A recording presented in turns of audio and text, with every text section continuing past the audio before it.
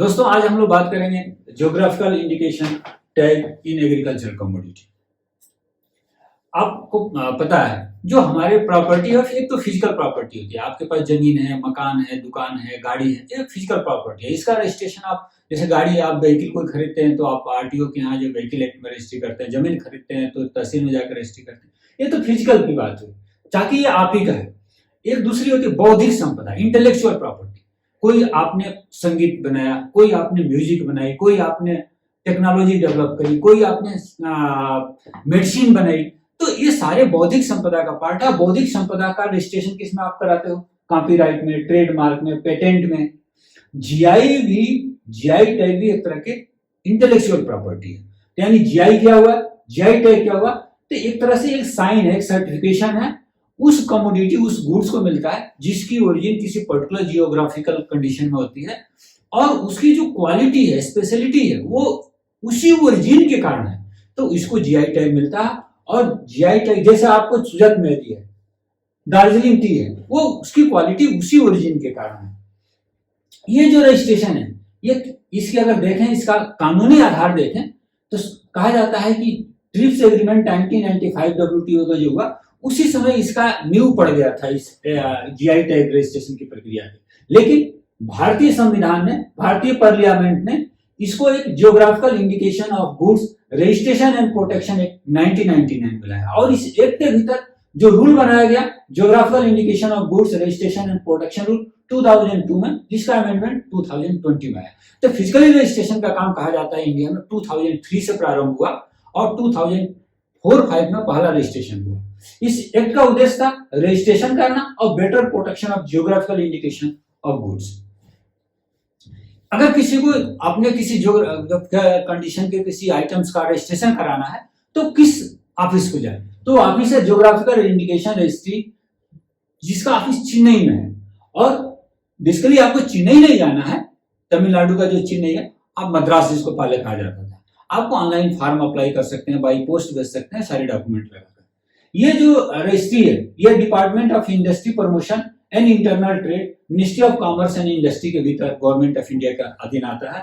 और जो भी जीआई टैग आप ले तो सामान्य तौर पर 10 साल के लिए मिलता है और उसके बाद फर्दर आपको रिन्यू कराने होते हैं। जो जीआई टैग की प्रक्रिया प्रारंभ की गई, उसका क्या फायदे थे, क्या बेनिफिट थे? अगर कोई कमोडिटी हमने रजिस्टर्ड कराई है, जीआई टैग प्राप्त किया है एक पर्टिकुलर एरिया में, तो प्रोड्यूसर को क्या बेनिफिट है? देखिए, प्रोड्यूसर को उस कमोडिटी का एक लीगल प्रोटेक्शन मिला और अनऑथराइज यूज से कमोडिटी बची। सोजत मेहंदी राजस्थान की है तो राजस्थान के सोजत के पैदा करने वाले ही सोजत मेहंदी के नाम से मेहंदी बेच सकते हैं। अन्य एरिया बिहार, उत्तर प्रदेश या किसी अन्य एरिया से सोजत मेहंदी पैदा करने वाले सोजत मेहंदी के नाम से नहीं सेल कर सकते। यानी उसका अनऑथराइज यूज पर बैन लगी, जिससे क्या हुआ, जो वहां के ग्रोवर है उनको उस सोजत मेहंदी की नेशनल और इंटरनेशनल डिमांड बढ़ेगी और उनकी इकोनॉमिक प्रॉस्पेरिटी होगी। तो ये हो गई प्रोड्यूसर पॉइंट ऑफ व्यू से। कंज्यूमर पॉइंट ऑफ व्यू से, कंज्यूमर को उनके जो क्वालिटी के मटेरियल है वो एश्योर्ड रहेगा, उन्हें मिलेगा। जो सोजत मेहंदी के नाम से मटेरियल मिला है वो एश्योर्ड क्वालिटी का, ऑथेंटिक है, इसकी गारंटी हो जाएगी।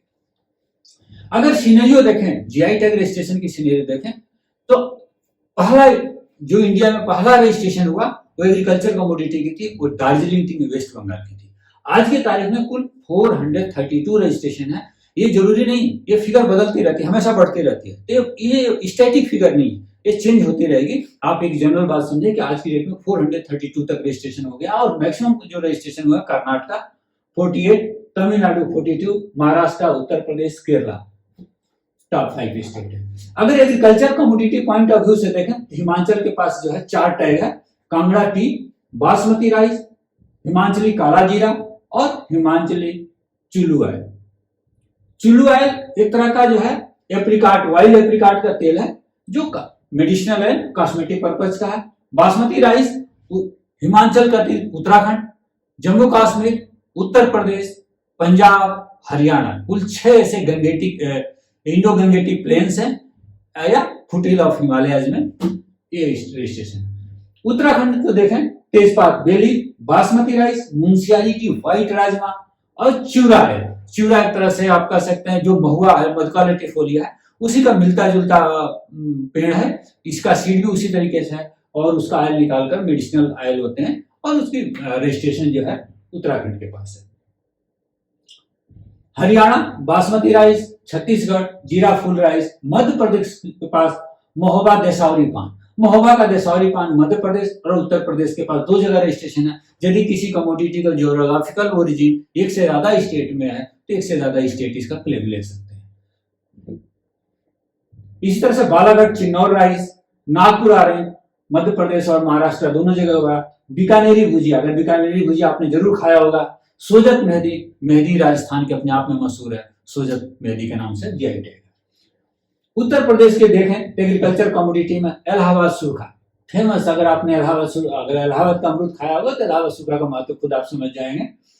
मैंगो मलिहाबादी दशहरी, मलिहाबाद दशहरी है तो मलिहाबाद की है, तो उसका जीआई टैग मलिहाबाद दशहरी के नाम से उत्तर प्रदेश के पास है। रातौल मैंगो के नाम से उत्तर प्रदेश के पास है। काला नमक राइस और बासमती राइस उत्तर प्रदेश के पास है। महोबा देसावरी पान उत्तर प्रदेश। काला नमक बिल्कुल ब्लैकिश कलर का एक राइस है, जिसका इस छिलका भी ब्लैक होता है और ब्राउन भी ब्लैक होता है।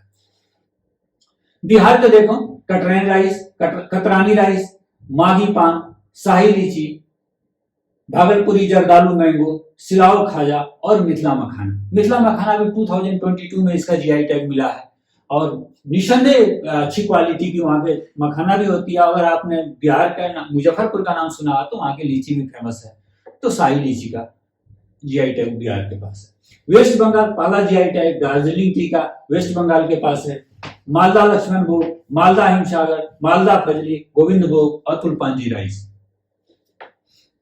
तमिलनाडु के पास बनाना, कोकोनट, पेपर, टर्मरिक और गार्लिक से जुड़े हुए 7 जीआई टैग है, जिसका डिटेल आपको हमने दे रखा है। कर्नाटक के पास एग्रीकल्चर कमोडिटी के 23 जीआई टैग है, जिसमें बनाना के 2, कॉफी के 5 जीआई टैग है। उसके अतिरिक्त चिली, ग्रेप्स, ऑरेंज के, जैस्मिन के जीआई टैग तो बस बताया 5 है। कार्डिमम, पेपर, पोमेलो, बनाना, मैंगो, इस तरह से सुपारी, तूर दाल। महाराष्ट्र के पास 25 जीआई टैग है। डिफरेंट एग्रीकल्चर कमोडिटी है इसमें। ऑरेंज है, स्ट्रॉबेरी है, जैगरी जो गुड़ आप अक्सर खाते हैं, जैगरी का भी इनके पास जो है, कोल्हापुरी जैगरी का जीआई टैग महाराष्ट्र के पास है। कोकम का, घेवड़ा, तूर दाल, cashew, onion, orange, custard apple. इस तरह से डिफरेंट एग्रीकल्चर कमोडिटी का अल्फांजो और केसर मैंगो का जीआई टैग भी महाराष्ट्र के पास है। वैरायटी वहीं उगाई भी जाती है। गोवा, अगर आपने गोवा गया होंगे तो गोवा का फैनी जरूर देखा होगा, और फैनी आपसे हमने पहले एक वीडियो में बात की थी जब कि किस फ्रूट की कौन सी पार्ट खाया जाता है, तो बात उस समय हमने फैनी की थी कि जब काजू आप खाते हो तो काजू जो कैशू नट होता है बेसिकली कार्टिलेजन होता है, और ये अपने फल से जब अटैच होता है तो इसका जो अटैचमेंट पॉइंट है वो स्वेल करके फ्लेशी पार्ट बन जाता है, और उसके फर्मेंटेशन से फैनी वाइन बनती है। और गोवा की फैनी बहुत फेमस है, और जीआई टैग इसका गोवा के पास है। पहले हमने बात की थी कुछ ऐसे कमोडिटी हैं एग्रीकल्चर कमोडिटी जिसकी जीआई टैग एक से ज्यादा स्टेट के पास है, जैसे basmati rice, Banganapalle mango, Telangana, Andhra Pradesh, Nagpur orange, Maharashtra, Madhya Pradesh, ये पूरी लिस्ट है आपके पास से। अभी रिसेंटली जो लद्दाख को पहला जीआई टैग मिला, रक्त से कार्पो एप्रिकॉट, ये खुमानी की एक रक्त से वैरायटी है उनका, रक्त से कार्पो, जो मैचलेस है, इसकी स्वीटनेस मैचलेस है, कलर्ड है, रक्त के कलर का है, रक्त कलर्ड है, और जो इसका गुठली है वो सफेद रंग का है। और लद्दाख के जो एप्रिकॉट है उसकी विशेषता है कि इस तरह के हाई शुगर कंटेंट वाली वैरायटी है जिनको डिहाइड्रेट भी आसानी से किया जा सकता है। दोस्तों, ये रही GI tag and agriculture commodity, आशा पसंद आया होगा।